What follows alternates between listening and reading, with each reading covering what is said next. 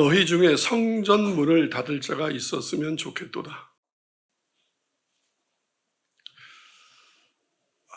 이 말씀, 오늘 본문의 이 말씀을 이렇게 제목으로 이렇게 잡으면서, 달면서 하나님의 마음이 느껴지는 거 있죠. 어지간하면 저도 대표이사였거든요. 저는 가정이 다 깨어진 사람이었거든요. 대표이사에서 무너지면서 가정도 다 깨어지고, 그러니까 대표이사 자리도 물러나고 가정의 아버지 자리에서도 남편의 자리에서 다 이렇게 물러날 때, 그때 이렇게 다치는 체험을 했거든요. 내 인생의 문이 닫히는. 그 다칠 때의 마음도 참 어려웠는데, 이 문을 닫는 자의 마음은 어떨까? 난 내가 문을 닫는 줄 알았는데 하나님이 내 문을 닫으신 거거든요. 내 인생의 문을 닫을 때 하나님의 마음은 무엇이었을까? 안 닫으시고 끝낼 수도 있었는데, 아니면 그냥 안 닫고 그냥 잘 먹고 잘 살게 해줄 수도 있었는데 왜 닫았을까? 그것이 사랑이었다는 것을, 더 이상 망가지지 않게, 더 이상 타락하지 않게, 너희 중에 누가 성전 문을 닫을 자가 있었으면 좋겠다. 코로나19로 한국 교회는 한 2년 동안, 거의 2년 동안 교회의 문이 닫히다시피 하였습니다. 그 중에는 이렇게 끝까지 성전문을 안 닫겠다고, 예배문을 안 닫겠다고 예배 드린 목사들도 있어요. 제 주위에도. 저 그냥 가감없이 얘기하겠습니다. 평상시에 잘하지, 그럴 때 잘해요. 잘하고 싶어 하는 거예요. 그죠? 하나님이 닫으라면 닫는 거죠. 네. 그것도 하나님 앞에 고집피는 거거든요. 성전문은 하나님이 닫는 거예요. 열어도 하나님이 여는 거고. 그래서 이렇게 그동안 한국 교회와 한국 사회와 세계 교회가 하나님을 섬기지 아니하고 돈을 섬기고, 부인할 수 없는 일 아니겠어요? 자타하자 인정하는 거 아니에요? 목사부터 성도까지 다 돈 때문이라는 거 모르지 않잖아요. 여러분들도 모르지 않잖아요. 그래서 하나님이 한번 시범 삼아 문을 닫아준 거거든요. 닫히면 어떻게 되는지를. 성전문이 닫혀도 변화된 게 하나도 없어요. 더 교회는 더 썩었고 더 돈이 하나님이고 하나도 변한 게 없죠. 이스라엘처럼. 이스라엘 백성들이 하나님을 믿지 아니하고 하나님의 말씀에 순종하지 아니하고 우상을 숭배하고 또 하나님의 말씀에 불순종하여서 북이스라엘과 남유다는 멸망하였습니다. 수많은 선지자들을 보냈는데도 그들은 듣지 않았습니다. 그래서 그들은 바벨론에 의해서 70년간 포로 생활을 하였습니다. 바벨론에 끌려가서. 그 후에 하나님이 이제 마음을 돌이키사 남겨진 자들을 구원하시겠다고 여러분들 잘 아시는 포로 생활에서 이제 해방이 되어서 예루살렘으로 돌아왔습니다. 이 바벨론에서 예루살렘으로 돌아온 남겨진 많은 사람들은 온갖 어려움, 시련을 극복하고 이 에스라와 느헤미야를 통하여서 무너진 예루살렘 성벽을 건축하고 또 잃어버린 예배를 회복해 가는 과정이었습니다. 회복이 되었습니다.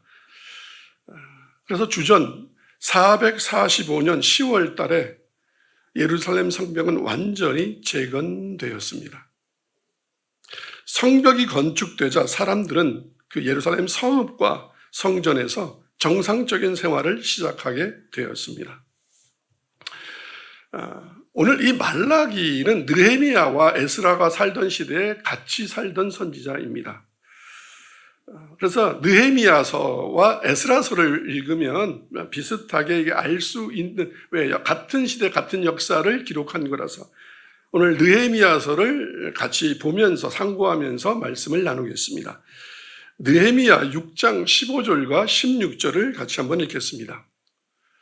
시작. 성벽 역사가 52일 만인 엘루를 25일에 끝나매 우리의 모든 대적과 주위에 있는 이방 족속들이 이를 듣고 다 두려워하여 크게 낙담하였으니 그들이 우리 하나님께서 이 역사를 이루신 것을 알미니라. 그러니까 이스라엘 백성들이 느헤미야를 통하여서 성벽이 재건되었지만 그 재건되었을 때 어쩌면 우리는 또 이럴지도 모릅니다. 우리가 열심히 했네가 아니라 거기에 있는 이방 족속들은 두려워했습니다. 왜냐하면 이제 하나님이 다시 일하시기 시작하네. 저 성벽은 사람이 재건한 것이 아니라 하나님이 재건하고 하셨구나. 그래서 이 모든 역사를 하나님이 이루신 것을 알므로 이방 사람들이 두려워하였습니다. 왜 느헤미야는 이렇게 이걸 왜 그 성벽 재건의 역사가 왜 사람이 했다고 생각하지 않고 왜 하나님도 모르는 사람들이 하나님이 이 역사를 이루셨다고 얘기했고 그것을 왜 기록하였을까? 이유가 있을 겁니다. 우리 후세가 이렇게 보면 이방 사람들은 하나님의 성전이 세워지고 성벽이 재건되고 다시 예배가 회복되는 것은 하나님이 다시 역사의 전면에 나타나셨다. 다시 구원의 역사가 이루어지며 하나님의 전지전능하심이 이제 나타난다는 것을 이방은 아는데 하나님을 믿는 이스라엘 백성들은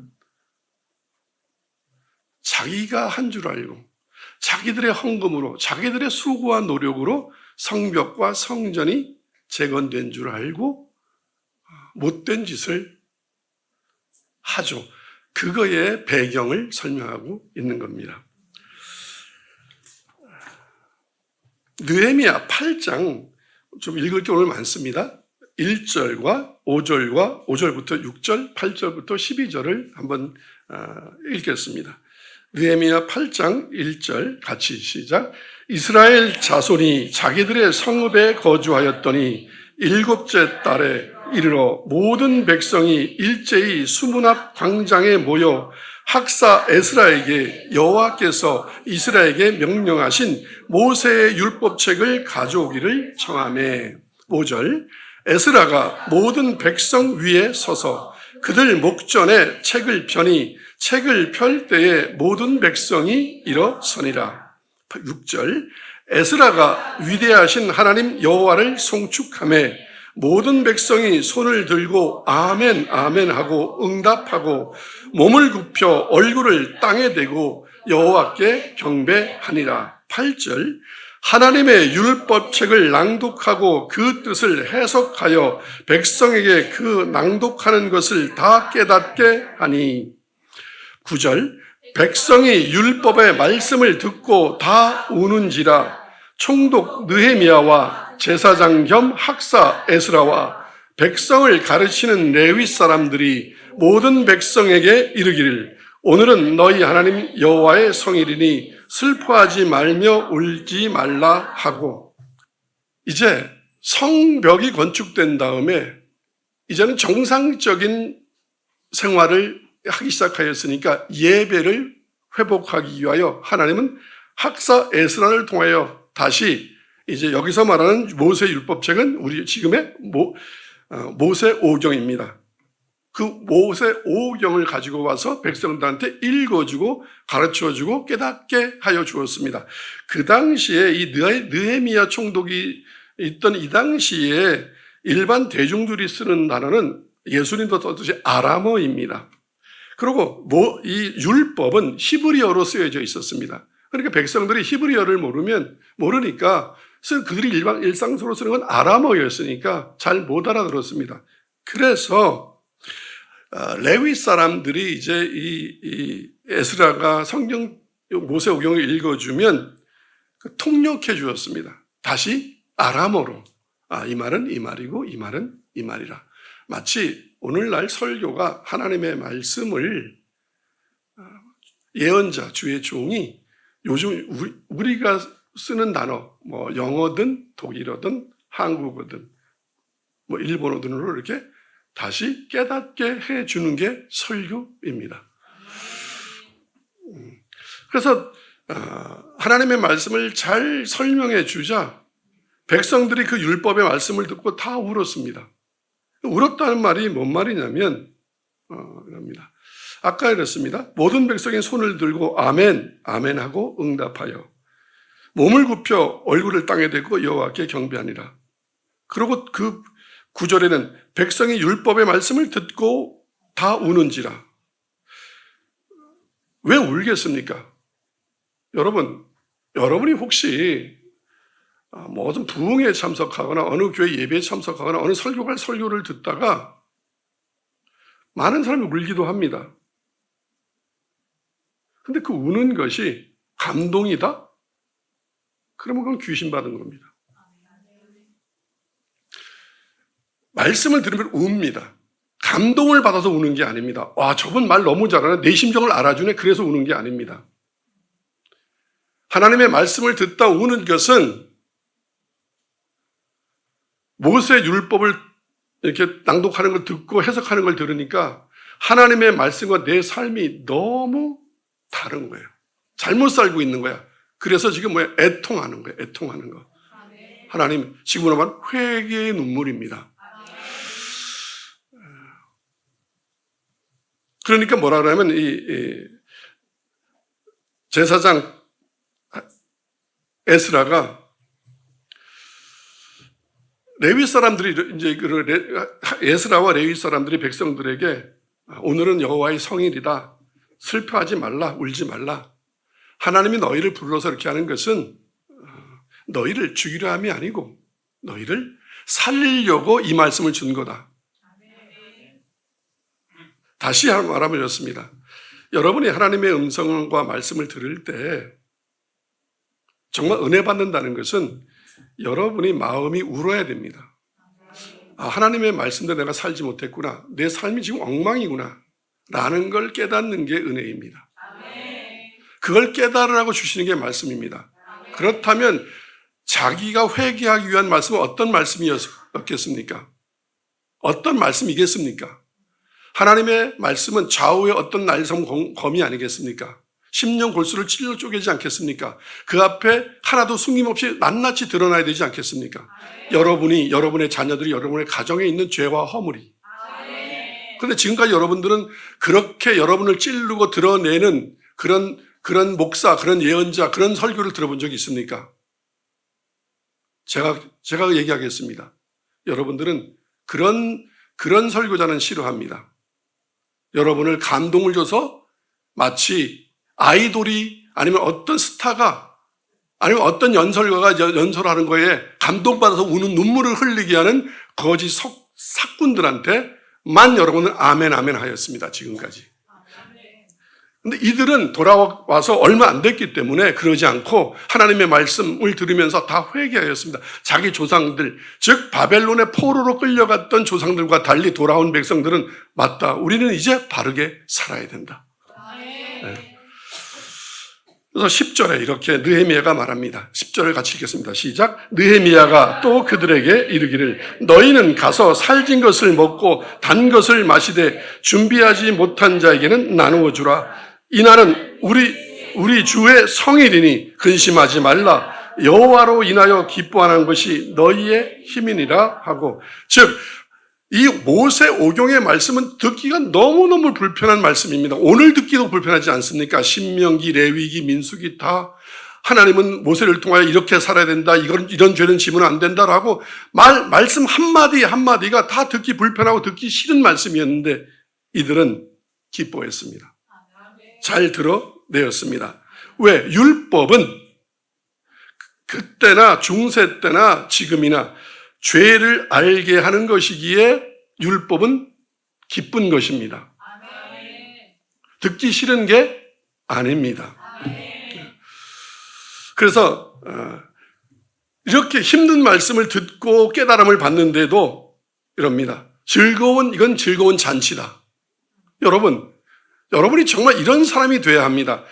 듣기 어렵고 여러분의 죄가 다 드러나는데 그것이 마치 가나안의 혼인잔치에 초대받은 그 귀하고 귀한 포도주임이 그 말씀이라는 것을, 그 뜻이라는 것을 깨달으셔야 합니다. 예, 이렇게 말합니다. 너희는 가서 살진 것을 먹고 단 것을 마시라. 제가 이렇게 단 것이라고 했는데 이때 감주가 있었나? 사이다가 있었나? 콜라가 있었나? 뭐가 있었지? 설탕물이었나? 뭐였겠습니까? 포도주스. 그러니까 처음부터 이들도 포도주를 마신 게 아닙니다. 포도즙이 광야에서 발효가 되니까 취하게 된 거지. 11절 시작. 레위 사람들도 모든 백성을 정숙하게 하여 이르기를 오늘은 성일이니 마땅히 조용하고 근심하지 말라. 너희는 지금 하나님 앞에 와 있다. 입을 닫고 그러고 근심하지 말라. 12절 시작. 모든 백성이 곧 가서 먹고 마시며 나누어 주고 크게 즐거워하니 이는 그들이 그 읽어 들려준 말을 밝히 알미라. 이 모세오경에 있는 자기들의 가슴을 찌르는 이 말씀이 진리라는 것을, 우리를 살리려는 말씀이라는 것을 밝히 알았기 때문에 그들은 그 듣기 어렵고 힘든 말씀을 아멘으로 손을 들고 받았습니다. 고개 들어보시기 바랍니다. 여러분들은 지금까지 교회에 와서 그저 사탕 바른 소리만 들으면 아멘 했지, 자기들의 자식의 죄가 드러나고 가정의 죄가 드러나고 자기 자신의 잘못된 신앙이 드러나면 얼굴을 붉히고 일어나서 나가고 교회 떠나고 이러지 않았습니까? 지금까지. 근데 여러분들은 왜 아직도 교회를 다니고 계십니까?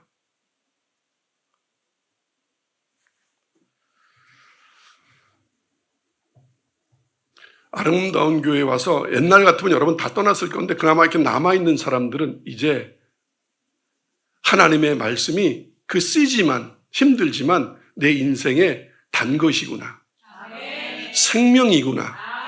그걸 깨달은 사람만이 하나님의 말씀을 아멘으로 받을 수 있습니다. 그 축복이 임하시기 바랍니다. 그래서 진짜 그리스도인은 이럽니다. 목사님이 당신 같은 사람이 구원 못 받은 누가 받아요? 하나님 당신의 집안을 축복할 거예요. 이러면 잠언을 들고 와서 그럽니다. 하나님이 칭찬하는 사람 조심하라 그러는데 목사님 이상하네요. 이렇게 말하는 게 정상입니다. 아멘. 신방을 오셨으면 목사님으로서 해야 될 일을 하고 하셔야죠. 우리 집안에 있는 모든 것을, 모든 죄악을 다 드러내 주시고 그러고 기도해 주세요. 그게 바른 신앙입니다. 아멘. 요즘은 제비 목사들만 한국 교회에 드글드글합니다. 성경에 써 있습니다. 집안에 있는 일을 끄집어내는 제비 목사들, 사람 간장이나 녹이려 하고. 하나님의 말씀인 모세오경, 이걸 모세오경을 율법이라고 합니다. 모세오경을 듣고 사람들은 감동을 받았습니다. 여러분 레위기 읽고 감동 받으십니까? 하나님의 계명과 자신들의 삶의 행위와는 너무 차이가 있다는 것을 이들은 깨달았습니다. 그래서 크게 울음으로 회개하였습니다.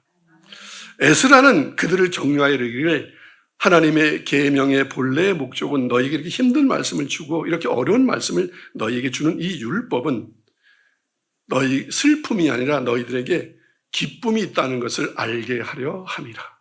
네.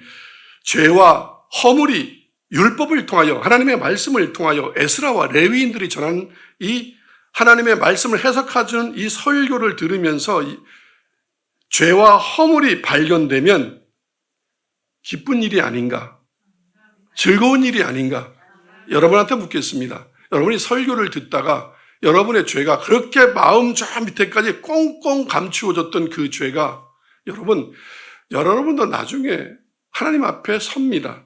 회개하지 않은 죄가 있다면 여러분은 천국 가지 못하고 바로 지옥행입니다. 왜냐하면 여러분의 죄가 회개했을 때 십자가의 보혈의 피로 사하여집니다. 그러면 여러분의 그 숨겨놨던 모든 죄가 오늘처럼 이렇게 목사의 설교를 통하여서 어떤 권면을 통하여서 성경을 읽다가 발견이 되면 기쁘십니까? 아니면 기분 나쁘십니까?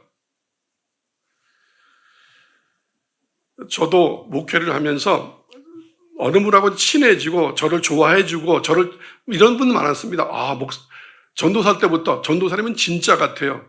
성도 때부터 저 집사였을 때도 당신은 진짜 그리스도인 같아요. 진짜 전도사 같아요. 진짜 목사 같아요. 그럴 때 저는 이렇게 얘기했습니다. 반드시 그 집안과 그 자녀들과 그 사람 자신 안에 있는 죄를 드러냈습니다. 그런데 여기 계신 분도 아직 다 되진 않았지만 떠난 분들 많습니다. 그러면 그대로 얘기하겠지만 개욕, 쌍욕하고 떠났습니다.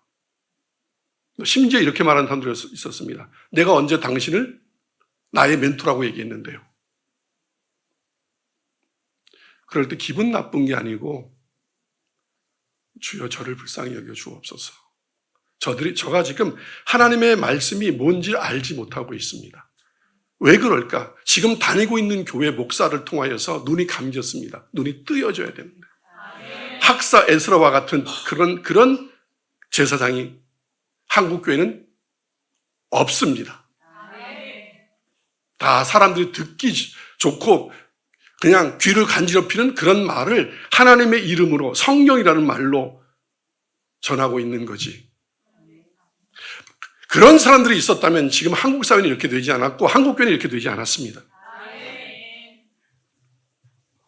교회는 여러분의 죄와 허물이 발견되려고 오는 겁니다. 그럴 때 기쁜 겁니다. 왜? 그래야 그것이 사해지니까, 대속되니까.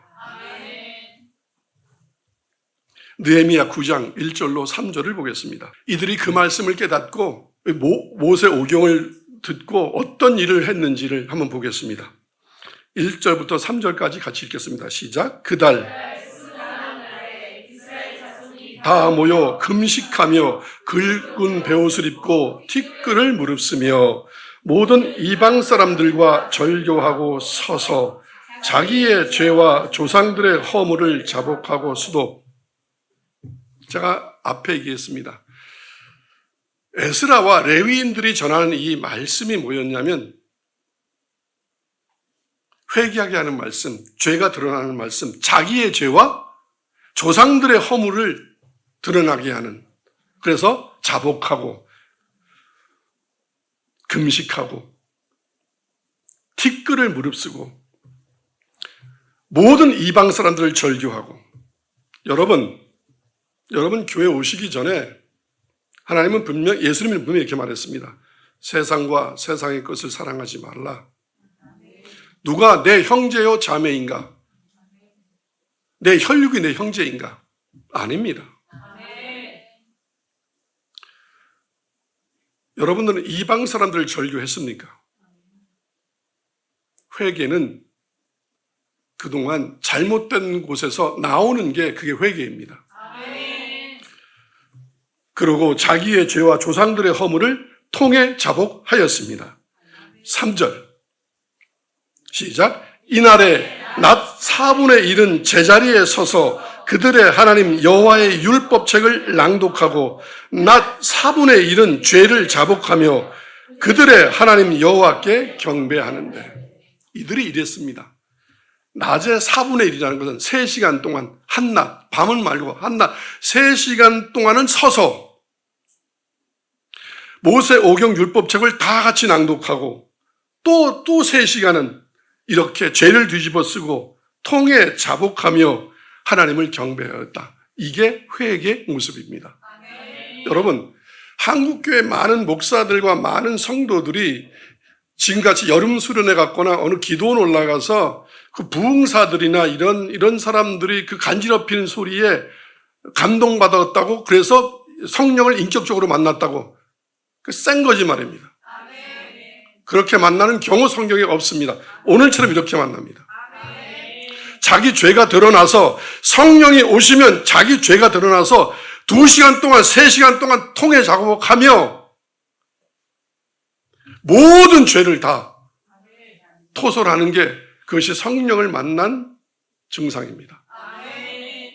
홀로 만나거나 아니면 에스라와 같은 진짜 주의 종들의 설교 말씀을 듣다 그 말씀이 너무 찔려서 그 속에 들어와서 회개할 때 그때 만나는 겁니다. 통해 자복할 때 뭐 찬양 듣다가 만나는 거 그런 연예인 가수 노래 듣다가 감동받는 것과 똑같습니다.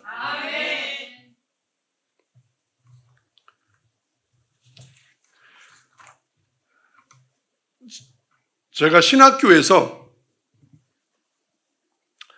주간도 하고 야간, MDV 또 주간 다 수업을 같이 했습니다. 왜 그랬는지 모르겠습니다. 하나님이 어느 시간대에 가면 저는 감신 출신입니다. 어느 교수님이 어떻게 성령을 만났는지 왜 신학교 왔는지 항상 이렇게 물어보고 이렇게 나누는 시간을 항상 주어졌습니다. 이상하게. 그런데 다 이렇게 얘기합니다. 신학생들도. 저 인격적으로 주님 만났습니다. 근데 제가 이렇게 묻고 싶었습니다. 자네 인격적으로 주님을 만나는 게 뭔데?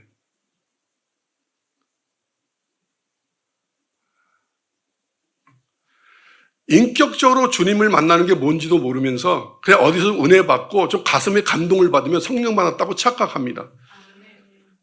그냥 말씀드리겠습니다.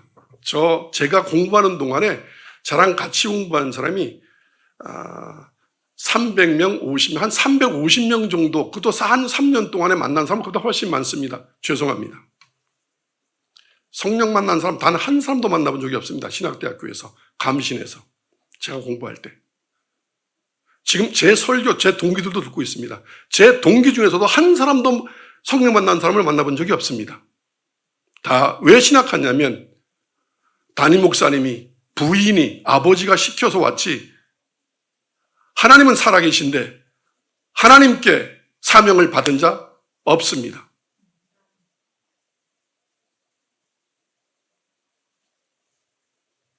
이러니 한국교회가 회개가 안 되죠. 그 당시에 학사 에스라와 레위인들은 그들이 말씀을 전하면 다 이렇게 통해 자복했는데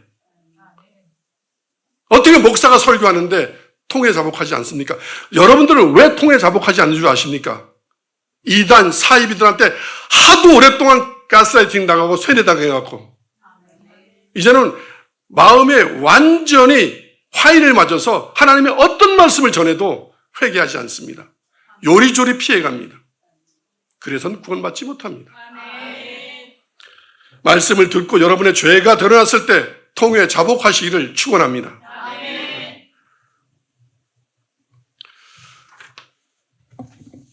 오늘 말라기 1장 6절에 이렇게 제가 읽겠습니다. 내 이름을 멸시하는 제사장들아, 나 만군의 여호와가 너희에게 이르기를 아들은 그 아버지를, 종은 그 주인을 공경하나니 내가 아버지일진데 나를 공경함이 어디 있느냐, 내가 주인일진데 나를 두려워함이 어디 있느냐 하나 너희는 이르기를 우리가 어떻게 주의 이름을 멸시하였나이까 하는도다. 지금 이렇게 이 앞에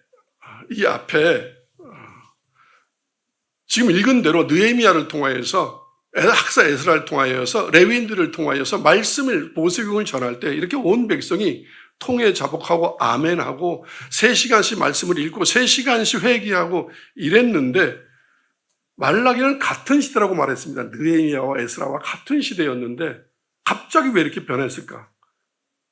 아니 이렇게 통해 자복하던 백성들이 왜 갑자기 말라기를 통해 이렇게 말하고 있는 건가? 내 이름을 멸시하는 제사장들아.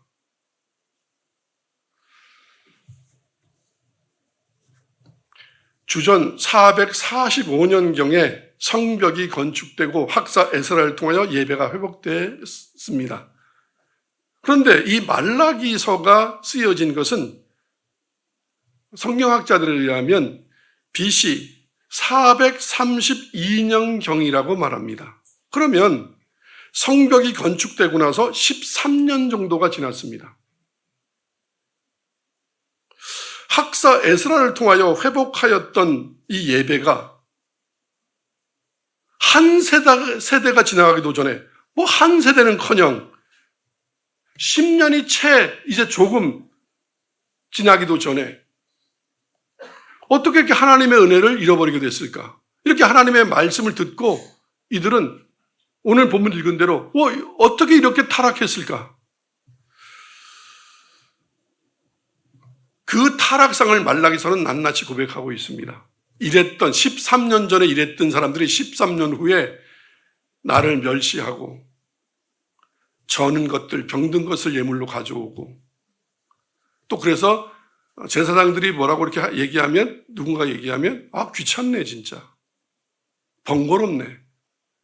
왜 이렇게 됐을까? 그래서 이렇게 말합니다. 거기 답이 이겁니다. 내 이름을 멸시하는 제사장들아. 이렇게 시작해야 되는데 내 이름을 멸시하는 백성들아 먼저 이렇게 시작해야 되는데 부모가 잘못됐다. 너희 집안이 이 모양 이 꼴이 된 것은 할아버지가 잘못됐다. 아버지가 잘못됐다. 이스라엘 백성이 이렇게 되는 것은 제사장들이 잘못됐다. 그 제사장들이 어떤 죄를 지었느냐? 하나님을 멸시했다. 지금처럼 계속 이어서 제가 성령에 대해서 대물림에 대해서 설교하겠지만 하나님을 무시하는 가장 큰 죄가 뭐냐면 교회와 목회직을 아들한테 대물림하는 것들. 그건 목사도 아닙니다. 겉들이라고 해도 그것은 아주 절제된 단어입니다. 하나님을 멸시하기 때문에 자기가 주인이 되었기 때문에 그렇습니다. 13년이 채 되기도 전에 예배는 변질되어서 겉으로만 형식을 갖추고 하나님의 말씀은 경홀히 여기면서 더러운 제물을 하나님께 드리는 것으로 우리는 예배를 잘 드리고 있다. 그런데 하나님은 그걸 뭐라면 너희는 나를 무시하고 있는 행동이다. 그게. 무엇이 이들을 이렇게 변질되게 하였는가? 13년 전만 해도 아까 이렇지 않았는데 하나님 앞에 눈 먼 것, 저는 것, 병든 것 이런 제물을 드리면서 그것이 죄라고 생각하지 않게 되었는가? 분명히 모세 오경에는 레위기 신명기에는 하나님 앞에 드리는 제물은 어떤 것이 되어야 된다고 다 써 있는데 그때 그렇게 은혜 받았는데 왜 갑자기 이들은 이렇게 되어버렸는가? 분명히 레위기와 신명기에 보면 흠 있는 짐승을 제단에 올리는 것을 금지한다고 기록되어 있고 그들도 13년 전에 그것을 듣고 아멘 했던 사람들이었는데 레위기 22장 18절로 21절을 같이 읽겠습니다. 18절 시작. 아론과 그의 아들들과 이스라엘 온 족속에게 말하여 이르라.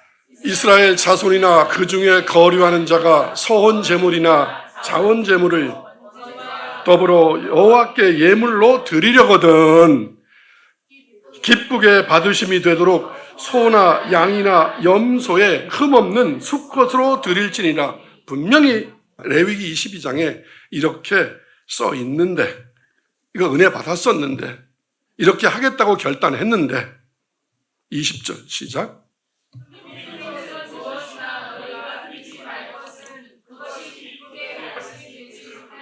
분명히 흠 있는 것을 드리면 그렇게 드리면 안 된다. 그럼 하나님이 기쁘게 못 받는다고 안 받으신다고 얘기했건만 그렇게 은혜 받았건만 21절 시작.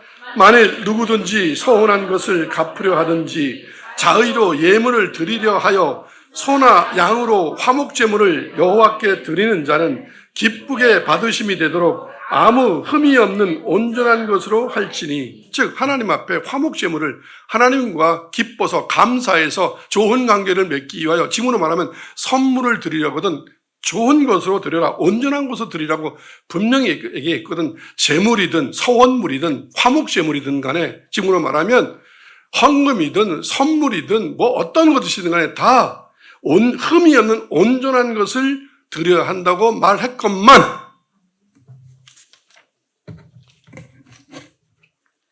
그런데 너희들은 저는 것, 병든 것, 흠 있는 것 이런 걸 왜 가져왔느냐?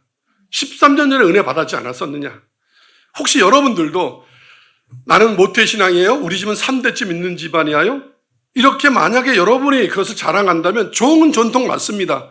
그렇다면 여러분은 지금 여러분의 할아버지가 여러분의 2대, 3대 그분들이 조상들이 여러분들에게 어떻게 하라고 말했길래 이렇게 예배드리고 있는가? 이렇게 말하지 않았을 건데 여러분도 교회 처음 왔을 때 은혜 받았을 때 내가 어떻게 신앙생활하고 어떻게 예배하고 어떻게 헌신하겠다고 분명히 다짐한 게 있을 건데 왜 이렇게 13년도 지나기 전에 이 모양 이 꼴이 되었는가? 여러분을 돌아보시기 바랍니다. 여러분이 어떻게 봉사, 어떻게 예배, 어떻게 헌금하고 있는지 돌아보시기 바랍니다. 만약에 흠이 있었다면 하나님을 우롱한 죄일 겁니다. 분명히 그러지 않았을 건데. 신명기 17장 1절 시작. 흠이나 악질이 있는 소와 양은 아무것도 내 하나님 여호와께 드리지 말지니 이는 내 하나님 여호와께 가증한 것이 됨이니라. 하나님을 우롱하는 게 된다. 그거는. 혹시 여러분들 중에서도 제가 지금 오늘 헌금 시간은 아니지만 여러분의 헌신에서 얘기할 때 오늘 나왔으니까 여러분이 하나님 앞에 어떤 예물을 올려드리거든 처음에는 안 그랬는데 요즘은 헌금하는 게 교회에다 뭘 갖다 놓는 게 목사님한테 뭐 선물해서 한 시간이 있다면 하는 게 아까워졌다면 여러분들 이럴 겁니다. 내가 옛날에 안 그랬는데 지금 왜 이렇게 되지? 여러분이 썩은 겁니다. 여러분의 뇌가 썩어가고 있는 겁니다. 왜 썩었다고 표현한 줄 아십니까? 13년도 안 됐는 것을 3년도 채 안 된 것을 잃어버리고 있으니까 뇌가 다 썩은 거죠. 그런데 이들은 이런 짐승을 제물로 드렸습니다. 이들은 이 말씀을 오해하여 지금 읽었던 신명기와 레위기에 있는 이 22장과 17절에 있는 어떤 예물을 드려야 된다는 걸 분명히 읽었는데 조금 이해해 준다고 그러면 오해했나 보다. 어떻게? 하나님께는 내가 가진 것 중에 가장 좋은 것 드렸는데 나는 내 수준에서는 이게 최고였는데 우리 집 소는 다 병들었는데 우리 집 양은 전부 다 내가 가난해서 우리 집 양은 털이 다 빠지고 이랬는데 내 것 중에서는 가장 좋은 거 드렸는데 이렇게 말한다 이거였지. 그렇죠? 여러분들이 그럽니다. 지금 내 사정에서는 내가 지금 사는 게 얼마나 힘든데 내가 그래도 할 만큼 하는데 그죠? 이런 말 많이 하죠. 하나님 이러십니다. 가증한 것.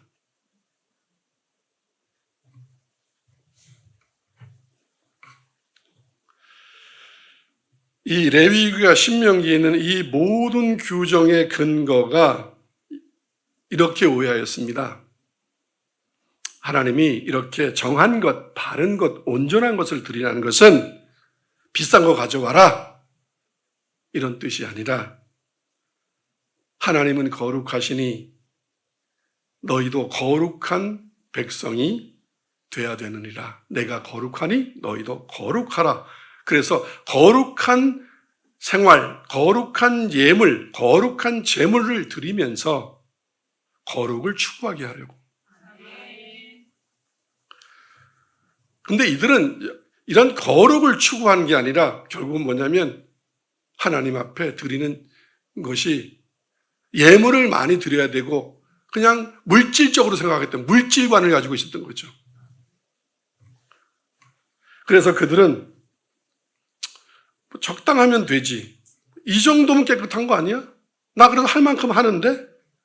자신들의 기준으로 제물과 예물을 드렸습니다. 예, 그렇다면 맞습니다. 난 가진 게 그거밖에 없는데 우리 집에 있는 소는 우리 집에 있는 양은 다 살도 안 쪄 있고 뼈밖에 안 말랐고 이런데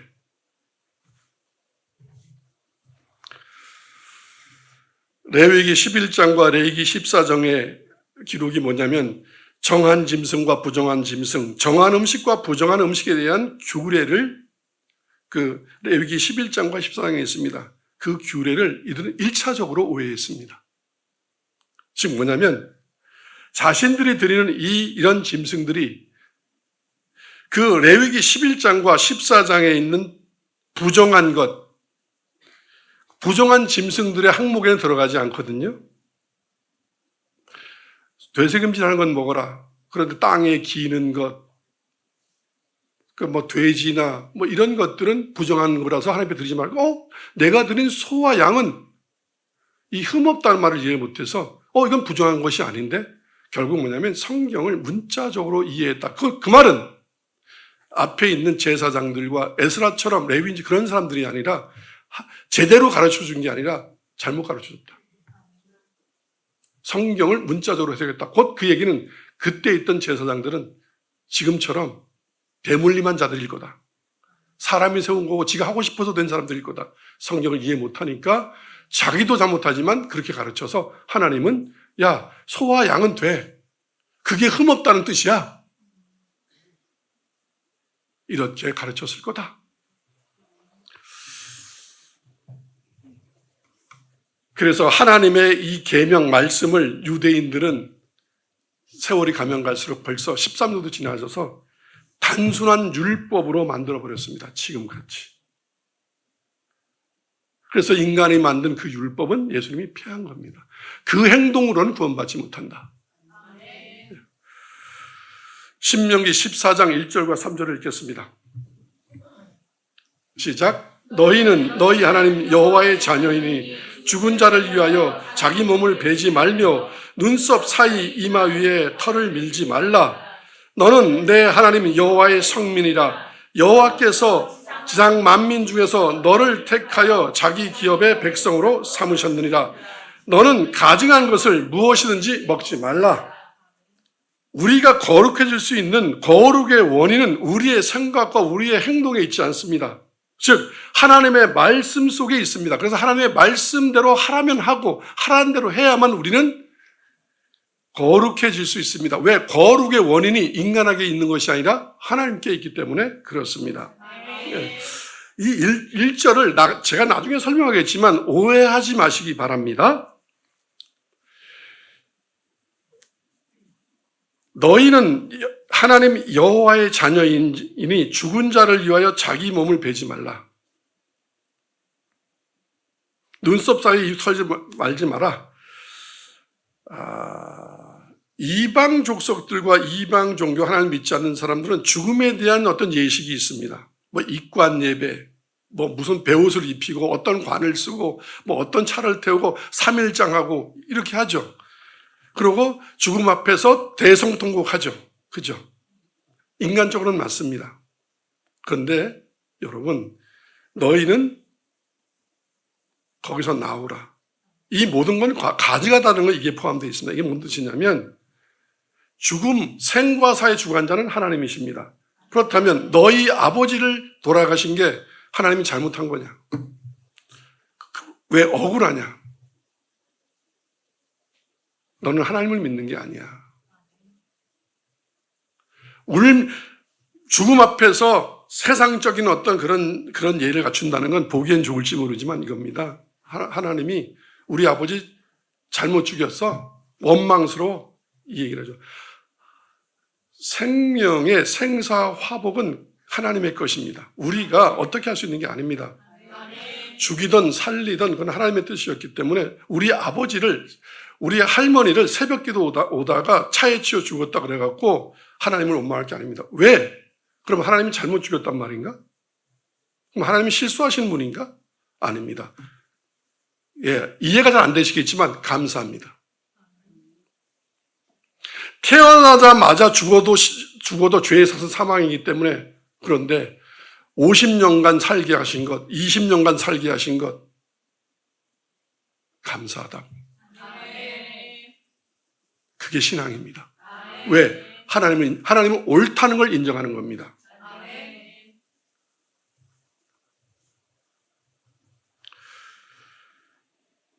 여러분, 죽음의 예식에 세상 것을 따르는 것은 그 죽음 뒤를 관리하는 게 불교입니까? 부처님입니까? 무당입니까? 조상입니까? 여러분의 아버지와 여러분의 자녀들이 어쨌든 죽음을 맞이했다면 그 죽음 뒤를 관리하시는 분이 누구십니까? 하나님이십니다. 우리가 죽음의 예식을 너무 이렇게 귀하다고 자꾸 이렇게 그러는 것은 죽음 뒤가 인간의 의식을, 내가 예배를 잘 드리고 내가 좋은 관을 쓰고 좋은 옷을 입히고 뭐 이런 것이 이런 예식을 잘함으로 말미암아 우리 아버지가 우리 아들이 좋은 데 갔을 거라고 믿습니까? 그렇다면 여러분은 미신을 믿는 겁니다. 그래서 제가 이랬습니다. 내가 만약 어느 날 이 땅에서 생을 마감하거든 그냥 입을 둘둘둘 말아서 그래서 태워서 강에다 띄워도 되고 묻어도 되고 나무 밑에다가 아무 상관이 없다. 아멘? 왜? 우리가 그 어떤 인간적인 유교적인 우리나라의 어떤 전통 불교적이든 뭐든 그런 전통을 잘 지켜야 우리의 사후 세계가 보장되는 게 아니기 때문에 그렇습니다. 한국 교회는 지금 제사, 무슨 장례식, 결혼식, 목사가 장례 삽니까? 목사가 주례 삽니까? 그냥 이방 종교입니다. 이방 종교. 나중에 기회가 있으면 더 자세하게 성경대로 살고 성경대로 예를 표하는 게 그래야 우리의 뒤가 죽음 뒤에가 그분의 몫입니다. 그분이 하라는 대로. 아멘.